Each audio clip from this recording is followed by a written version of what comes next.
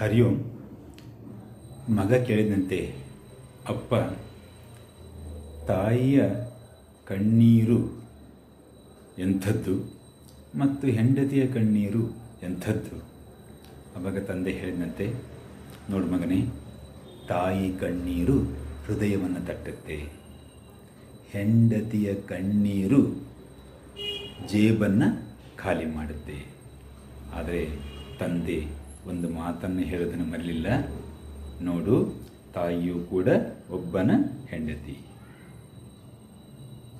ಹೆಂಡತಿಯೂ ಕೂಡ ಒಬ್ಬನ ತಾಯಿ. ಸೊ ಹಾಗಾಗಿ ನಾವು ತಾಯಿಯನ್ನು ಗೌರವಿಸಬೇಕು, ಹೆಂಡತಿಯನ್ನು ಗೌರವಿಸಬೇಕು. ತಾಯಿ ಹೆಂಡತಿ ಯಾರ ಮೇಲೂ ಯಾರು ಕೀಳು ಅಂತ ಕೇಳಿದಾಗ ಎರಡು ಕಣ್ಣುಗಳಿದ್ದ ಹಾಗೆ, ಎಡಗಣ್ಣು ಬೇಕಾ ಬಲಗಣ್ಣು ಬೇಕಾ ಅಂತ ಕೇಳಲಿಕ್ಕಾಗುವುದಿಲ್ಲ. ಎರಡೂ ಕಣ್ಣುಗಳು ಬೇಕು, ತಾಯಿಯೂ ಬೇಕು, ಹೆಂಡತಿಯೂ ಬೇಕು. ಸಂದರ್ಭಕ್ಕೆ ತಕ್ಕಂತೆ ಮನುಷ್ಯ ನಡೆದುಕೊಂಡು ಕುಟುಂಬವನ್ನು, ಸಂಸಾರವನ್ನು ತುಂಬ ಚಂದ ಮುನ್ನಡೆಸಬೇಕು. ಜೈ ಶ್ರೀರಾಮ್, ಜೈ ಸನಾತನ್.